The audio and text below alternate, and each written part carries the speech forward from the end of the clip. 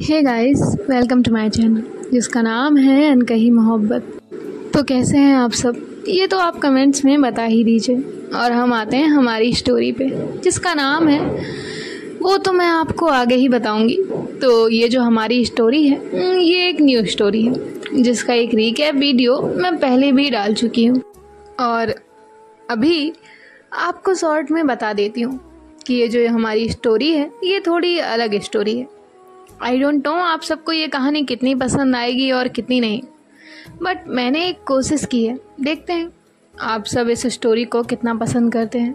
आज तक हमने कई लव स्टोरी सुनी है जो कि लव से शुरू होकर अरेंज मैरिज में तब्दील हुई हैं, लेकिन हमारी ये कहानी अरेंज मैरिज से शुरू होने वाली है और उसमें इनका सफ़र लव तक जाता है या नहीं ये तो हम जानेंगे इस स्टोरी में ही। तो जैसे आप सबने बाकी स्टोरी को इतना प्यार दिया है, मैं उम्मीद करती हूँ कि आप इसे भी इतना ही प्यार देंगे और आपको ये अनोखी कहानी पसंद भी आएगी। तो शुरू करते हैं हम हमारी स्टोरी।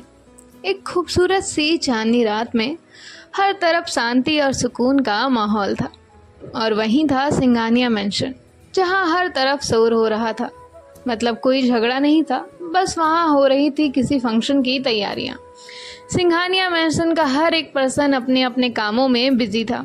पूरा मैंसन इस तरह से सजाया गया था जैसे कोई महल हो। हर तरफ लाइट्स, फ्लावर्स की रोशनी दूर दूर तक जा रही थी और वहाँ हर तरफ चहल पहल थी। सब लोग आज बहुत खुश थे और खुश भी क्यों ना हो, आज 5 साल बाद उनके सिंघानिया एम्पायर की ओनर जो आउट ऑफ कंट्री रहकर अपना बिजनेस इंडिया में भी हैंडल कर रही थी, वो आना सिंघानिया आज वापस इंडिया घर आ रही थी। जिसके आने की खुशी में ये फंक्शन रखा गया था और जिसके आने की खुशी आज सब लोग मना रहे थे। आहाना की फैमिली में उसकी मॉम, डैड, दादी, भाई, भाभी और उसका एक छोटा सा भतीजा था। बात करें अगर आहाना की नेचर की तो जितनी स्ट्रिक्ट वो बाहर वालों के लिए थी उतनी ही सॉफ्ट वो अपनी फैमिली के लिए थी। आहाना का गुस्सा हाई लेवल था।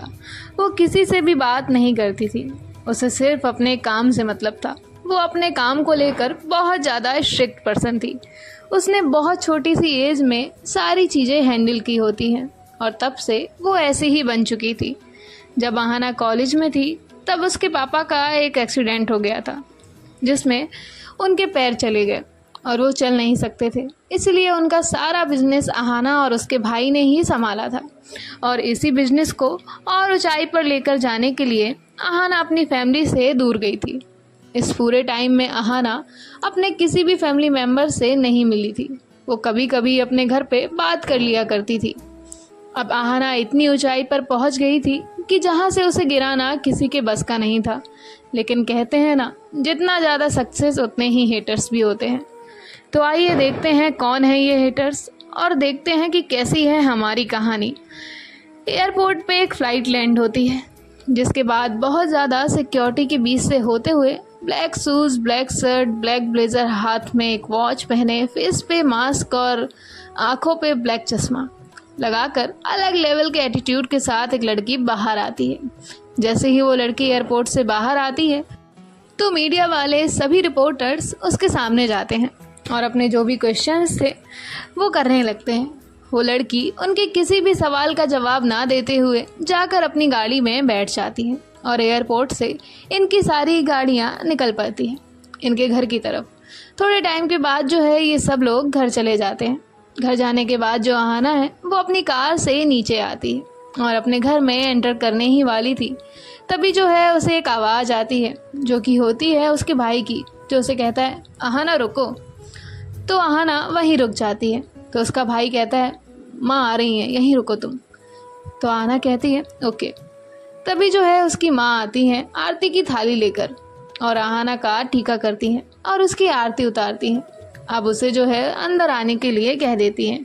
आहाना जब घर के अंदर एंटर करती है उसके बाद वो अपने माँ के पैर छूती है तो उसकी माँ उसे ऊपर उठाती हैं और उसे हग करती हैं और उनकी आंखें जो हैं वो नम होती हैं।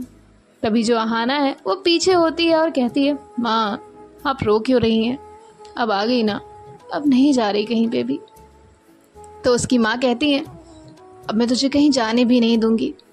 तभी आहाना कहती है ओके मत जाने देना और जो अहाना है वो अपने पापा से मिलती है, अपनी दादी से मिलती है, अपनी भाभी से मिलती है।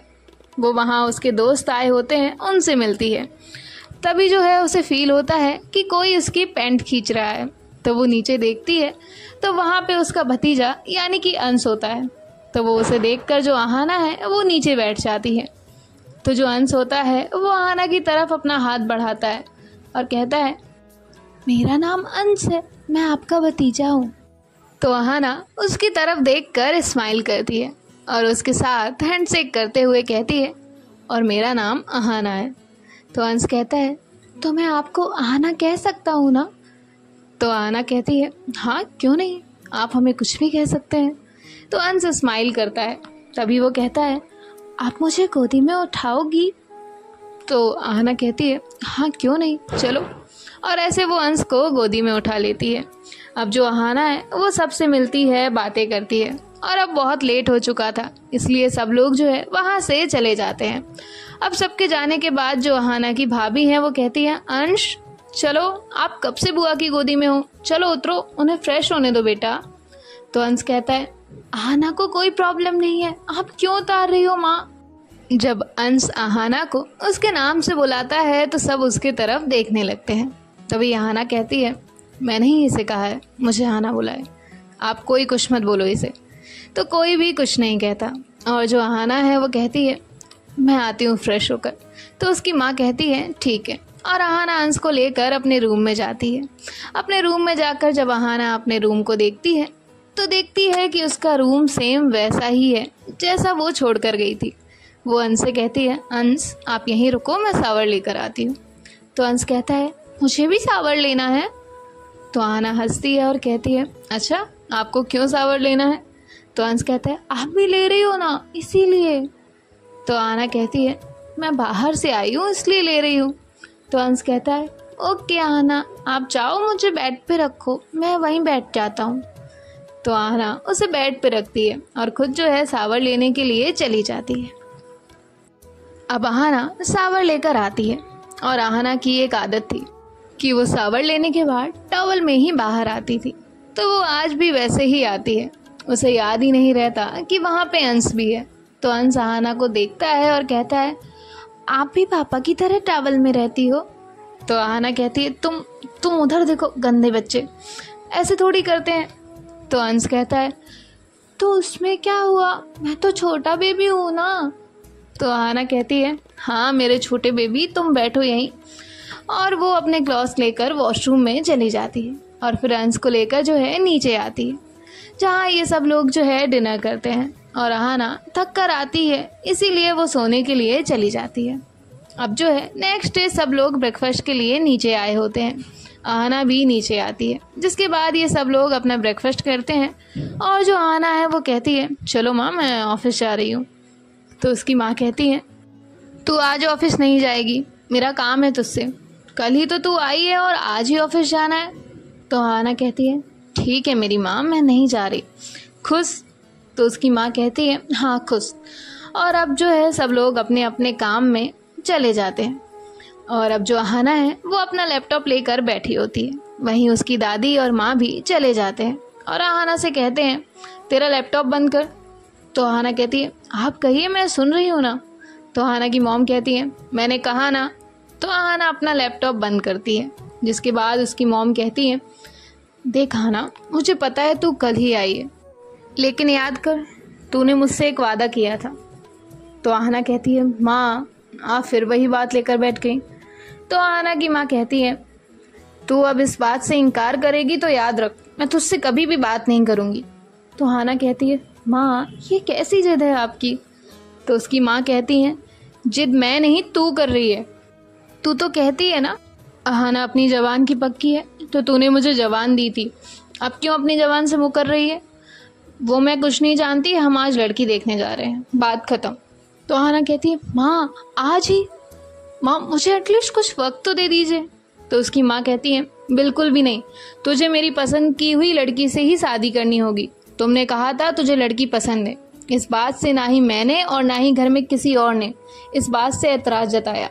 अगर हम तेरी खुशी के लिए सारी चीजें कर सकते हैं तो तू क्यों नहीं कर सकती? तो अहाना कहती है, माँ मैं एक ऐसे इंसान के साथ अपनी ज़िंदगी कैसे काट सकती हूँ जिसे मैं जानती तक नहीं। इससे सिर्फ मेरी नहीं, उस लड़की की भी ज़िंदगी बर्बाद हो जाएगी। तभी उसकी माँ कहती है, ऐसा कुछ नहीं होता है, मेरी शादी थोड़ी पूछ के हुई थी, फिर भी तेरे पापा और मैं आज कितने खुश हैं। रिश्ता निभाने वाला चाहिए होता है आना, फिर हर रिश्ता उम्र भर निभाया जाता है। और मैं उस लड़की को अच्छे से जानती हूँ, वो बहुत अच्छी है, वो तुझे और हमारी फैमिली को अच्छे से संभाल सकती है। तू मुझे सिर्फ हाँ या ना में जवाब दे, तू हमारे साथ आ रही है या नहीं। तो आना कहती है, माँ मेरी बात तो सुनिए। तो आना की माँ कहती है, हाँ कि ना। तभी आना कहती है, हाँ चल रही हूँ। और इतना कहकर वो वहाँ से चली जाती है। आना के जाने के बाद वहाँ उसकी भाभी आती है और कहती है, क्या कहा आना ने। तो उसकी माँ कहती है, आ रही है। तभी उसकी भाभी कहती है, ठीक है, लेकिन माँ हम ये सही तो कर रहे हैं ना। तभी उसकी माँ कहती है, हाँ सब सही है, तुम भी तो उस लड़की को जानती हो ना, एक वही है जो इसे सीधा कर सकती है। तो उसकी भाभी कहती है, ये भी सही बात है। अब जो आना है वो अपने रूम में जाती है और किसी को कॉल करती है। तो सामने वाली लड़की कॉल पिक करती है। तभी आना कहती है, यार माँ फिर से पीछे लग गई हैं शादी के, और आज ही उस लड़की को देखने जाना है। तो वो लड़की कहती है, क्या इतनी जल्दी। तो आना कहती है, मेरी तो कुछ समझ ही नहीं आ रहा है। माँ है कि जिद पकड़ के बैठी है, ना ही कुछ सुन रही हैं और ना ही कुछ कहने दे रही हैं। यार मैंने उस टाइम कह दिया था गुस्से में कि इंडिया आकर कर लूँगी शादी, लेकिन मुझे क्या पता था कि ऐसे आते ही ये लोग मेरे पीछे पड़ जाएंगे। तभी जो सामने लड़की होती है जिसका नाम होता है एलिशा, तो जो एलिशा होती है वो कहती है, तू पहले तो शांत हो जा। अरे आज सिर्फ देखने जाना है ना, तो तू चली जाना और वहीं कुछ लड़की में कमियां निकाल देना और रिजेक्ट कर दे। तभी आना कहती है, नहीं कर सकती, माँ ने कहा है उस लड़की में कोई भी कमी नहीं है, वो हर तरह से परफेक्ट है। तभी एलिशा कहती है, हाँ तो तू खुद में तो कमियां निकाल सकती है ना। तभी आना कहती है, क्या मतलब। तो एलिशा कहती है, तू कह देना कि तुझे उस लड़की से अकेले में बात करनी है और तू उसे ही कह दे कि वो तुझे रिजेक्ट करे। तो आना कहती है, फायर क्या आइडिया है, ठीक है मैं यही करती हूँ, चल अभी रखती हूँ, मुझे निकलना है। तो एलिशा कहती है, ठीक है। अब जो आना है वो रेडी होती है और नीचे आ जाती है। तो अंश भागते हुए उसके पास जाता है और कहता है, आना जल्दी चलो, हमें चाची को देखने जाना है। तो आना पहले तो अपनी माँ की तरफ देखती है और फिर अंश से कहती है, बेटा आपसे किसने कहा कि वो आपकी चाची हैं। तो अंश कहता है, दादी ने। तो आहना की माँ कहती है, चलो चलो लेट हो रहा है। और ये लोग जो है निकल जाते हैं अपनी डेस्टिनेशन पे। थोड़ी देर के बाद ये सब लोग जो है वहाँ पहुँच जाते हैं। वहाँ जाने के बाद जो है ये लोग उस घर में जाते हैं जहाँ पे उन्हें कोई जो है बैठने के लिए कह देता है। तो ये सब लोग जो है वहाँ बैठ जाते हैं। तभी जो आहना की माँ है वो वहाँ पे किसी से बात कर रही होती है और जो आहना है वो तो अपने फ़ोन में बिजी होती है। तभी जो है कोई कहता है कि सुहानी को लेकर आइए। तो उसकी चाची कहती है, ठीक है। अब बातें करें अगर सुहानी की, तो सुहानी एक बहुत ही शांत लड़की थी। ऐसा नहीं था कि वो मस्ती मजाक नहीं करती थी, वो मस्ती मजाक भी करती थी और थोड़ी सी लड़ाकू नटखट थी। सुहानी ने अपने बचपन से ही सिर्फ अपनी शादी का ही सपना देखा था। सुहानी हमेशा चीज़ें इमेजिन करती थी। उसने आहना के बारे में आहना की मॉम से बहुत बार सुना था। सुहानी के पापा आहना की कंपनी के साथ ही पार्टनरशिप में काम किया करते थे, लेकिन कुछ टाइम पहले ही उनकी किसी हादसे में जो है डेथ हो गई थी। सुहानी अभी उसके चाचा चाची के साथ ही रहती थी। उसकी माँ तो बचपन में ही चली गई थी, लेकिन जो सुहानी है वो आहना की मॉम से 2-3 बार मंदिर में मिल चुकी थी। उन्होंने वहाँ ही उसे देखा था। तब से वो सुहानी के कांटेक्ट में थी। वो सुहानी के बारे में सारी इन्फॉर्मेशन निकालती है और फिर वो इस बारे में सुहानी के चाचा चाची से बात करती है, आहना और सुहानी के शादी के बारे में। अब चाचा चाची को तो सिर्फ पैसे से मतलब था। अब अगर सुहानी की शादी आहना से हो जाती है तो इनकी कंपनी को अच्छा खासा प्रॉफिट होने वाला था। इसीलिए जो उसके चाचा चाची है उन्हें कोई भी प्रॉब्लम नहीं थी कि सुहानी की शादी एक लड़की से हो रही है या लड़के से। तो अब जो है सुहानी की चाची उसे लेकर नीचे आती है। आहना के कानों में सारी आवाज़ें आ रही थी, लेकिन वो एक बार भी अपनी नज़र उठाकर ये नहीं देखती है कि कौन आया है कौन नहीं। तभी जो है वहाँ सुहानी आती है और आहना की मॉम कहती है, सुहानी, ये मेरी आहाना है। तो सुहानी आहाना से कहती है हेलो। तो आहाना उसका कोई जवाब नहीं देती है। आहाना अपनी जगह से उठती है और कहती है माँ, मुझे इनसे कुछ बात करनी है अकेले में। आहाना हमेशा से ही जो पॉइंट टू पॉइंट जो है बात किया करती थी, इसीलिए वो सीधा अपनी बात कहती है। तो आहाना की माँ कहती है ठीक है जाओ, और सुहानी आहाना को लेकर अपने गार्डन में जाती है। सुहानी तो बहुत ज़्यादा खुश थी क्योंकि वो तो आहाना को पहले से पसंद करती थी। अब यहाँ जो आहाना की मॉम है वो सिचुएशन संभालने के लिए कहती हैं, वो आहाना फॉरेन में रहकर आई है ना इसीलिए। तो उसकी चाची कहती हैं कोई बात नहीं, बच्चे हैं, आपस में बात करेंगे वही ज़्यादा अच्छा है। और यहाँ जो आहाना है वो सुहानी से कहती है देखिए मिस, मुझे घुमा फिरा कर बातें करने की आदत नहीं है, मैं सीधा अपने पॉइंट पे आऊँगी। मुझे ये शादी नहीं करनी है, इसलिए आप इस शादी से इनकार कर दीजिए, क्योंकि मैं इस शादी से इनकार नहीं कर सकती। मेरी मॉम ने कहा है कि आप में कोई भी कमी नहीं है जिसकी वजह से मैं आपको रिजेक्ट करूं, और अगर मैं यहाँ आई हूँ तो वो भी सिर्फ अपनी माँ की वजह से आई हूँ। मेरी माँ की मर्जी थी इसीलिए। देखिए मैं आपसे कोई भी झूठ नहीं कहूँगी, मेरी लाइफ में पहले से ही एक लड़की है और मैं उसी से प्यार करती हूँ। फ़र्क बस इतना है कि वो शादी नहीं करना चाहती और मेरी मॉम इस बात से कभी भी एग्री नहीं करेंगी। मैं वक्त के साथ अपनी मॉम को समझा दूंगी, बस आप इस शादी से इनकार कर दीजिएगा। और अगर आज मेरे मना करने के बावजूद आप इस शादी के लिए हाँ कर रही हैं तो एक बात याद रखिएगा, मैं आपको वो कोई भी हक नहीं दे पाऊंगी जिसकी एक्सपेक्टेशंस आपने अपने पार्टनर से की होंगी। देखिए मैं आपके बारे में कुछ नहीं जानती और मैं नहीं जानती कि आप मेरे बारे में कितना जानती हैं, मॉम ने या मेरे घर वालों ने आपसे क्या कहा है। लेकिन देखिए अगर ये शादी हुई तो सिर्फ आपकी ही नहीं मेरी भी लाइफ स्पॉइल हो जाएगी। मैं एक ऐसा रिश्ता कभी नहीं निभा पाऊंगी जिसमें मैं कभी आना ही नहीं चाहती थी। इसलिए मैं आपसे रिक्वेस्ट कर रही हूँ, आप प्लीज़ इनकार कर दीजिए। इतना कहकर जो आहाना है वो वहाँ से चली जाती है।